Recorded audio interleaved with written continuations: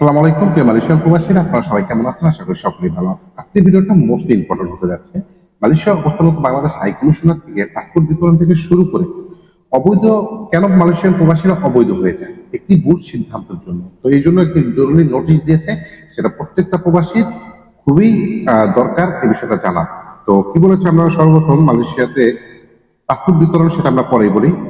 যেটা আসলে most important প্রত্যেকটা প্রবাসীর জন্য, সেটা হচ্ছে বিজ্ঞপ্তি এত দ্বারা সংশ্লিষ্ট সকলের অবগতির জন্য জানানো যাচ্ছে যে মালয়েশিয়া বাংলাদেশি কর্মীরা নির্ধারিত কোম্পানিতে কাজের ভিসা পেয়ে থাকেন। কথা সত্য, মালয়েশিয়াতে যে সকল প্রবাসীরা আসে প্রত্যেকটা প্রবাসী তার একটা নির্ধারিত কোম্পানির নামে এসে থাকেন। বৈধ পথে যে সকল প্রবাসীরা বাংলাদেশের কর্মী মালয়েশিয়াতে বিভিন্ন সেক্টরে বিভিন্ন কোম্পানিতে এসেছেন, তাদের নিজ নিজ কোম্পানিতে কাজ করার জন্য বিশেষ অনুরোধ জানানো হচ্ছে। এটা শুরুতেই বলেছে এবং আগেও বলেছে, এখন আবার নতুন করে কেন বলবো এই বিষয়টা, যে যারা যে কোম্পানিতে এসেছেন সেই কোম্পানিতেই কাজ করার জন্য আহ্বান করেছে।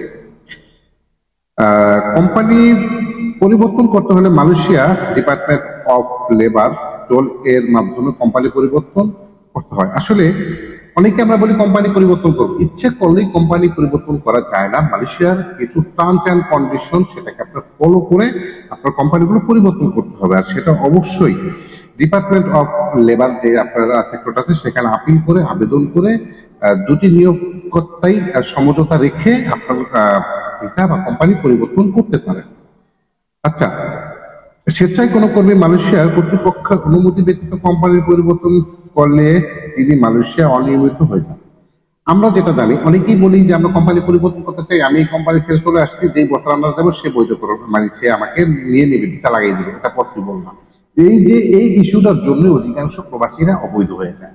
বিষয়টা হচ্ছে, আমি যে কোম্পানিতে আছি সেই কোম্পানির সাথে সমঝোতা না করে আপনি যদি অন্য কোম্পানিতে চলে যান এবং সে আপনাকে ভিসা লাগিয়ে দিবে, তখন আপনি অনিয়মিত কর্মী মানে অবৈধ হয়ে যান। এই বিষয়টা কখনোই করা যাবে না। দুটি কোম্পানির, যে কোম্পানিতে যাচ্ছেন সেই কোম্পানির বসের সাথে এবং যে কোম্পানিতে আছেন আপনি সেই কোম্পানির দুটি বসের সাথে সমন্বয় করে তারপর আপনার কোম্পানি চেঞ্জ করতে বা পরিবর্তন করতে পারেন। এটা আসলে খুবই গুরুত্বপূর্ণ একটা কথা বলেছে। আশা করি আপনারা সকলে বুঝতে পারবেন। ভিডিওটা কয়েকবার যদি দেখেন তাহলে ভালোভাবে বুঝতে পারবেন। আচ্ছা, উক্ত ক্ষেত্রে বিভিন্ন ধরনের জটিলতা সৃষ্টি হতে পারে। ওই যে বিষয়টা, আপনি এক কোম্পানি থেকে চলে গেছেন আর কোম্পানি থেকে বৈধ হবেন, সেই ক্ষেত্রে আপনার বড় ধরনের জটিলতা সৃষ্টি হতে পারে। এই বিষয়ে সকলকে সচেতন হওয়ার জন্য বিশেষ অনুরোধ করা হলো। এই বিষয়টা, এই যে কলিং ভিসাতে এসে অধিকাংশ প্রবাসী কোম্পানি ভালো না, বস ভালো না, অন্য কোথাও যাচ্ছে ভিসা করে দিবে, 1 বছর যাওয়ার পর 1 মাস ভিসা লাগাচ্ছে। ভিসা না লাগানোর জন্য অধিকাংশ প্রবাসী অবৈধ হয়ে গেছে। আর অবৈধ হয়ে যাওয়ার জন্যই এই যে নতুন ভাবে আর্টিকেল 3.0 এই বৈধকরণ দেওয়ার মানে বড় তড়িঘড়ি চলতেছে। কেন বৈধকরণ দেয় না? কারণ মূল বিষয়টা হচ্ছে কলিং ভিসাতে এসে এই ভুলটা করে আজকে তারা অবৈধ হয়েছে। আচ্ছা, এছাড়াও বাংলাদেশি কর্মীদের কাজ সংক্রান্ত জটিলতা নিয়ে ইমেল এবং মোবাইল যোগাযোগ করার জন্য অনুরোধ করা হলো।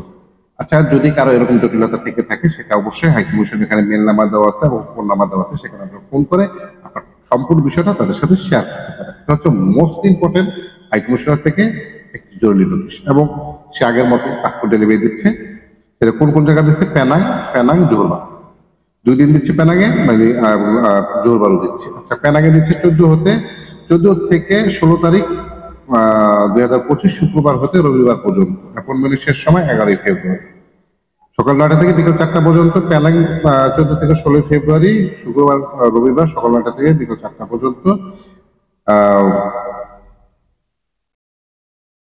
সেটাও 11 ফেব্রুয়ারি 2025 এর মধ্যে অ্যাপয়েন্টমেন্ট নিতে হবে। জোহরবারুতে 22 থেকে 24 ফেব্রুয়ারি 2025 শনিবার হতে সোমবার পর্যন্ত। 19 ফেব্রুয়ারিতে অ্যাপয়েন্টমেন্ট নিতে হবে। এর মধ্যেই অ্যাপয়েন্টমেন্ট কমপ্লিট করতে হবে। সে আগের প্রসিডিওরই আপনার পাসপোর্ট কালেকশন করতে পারবেন।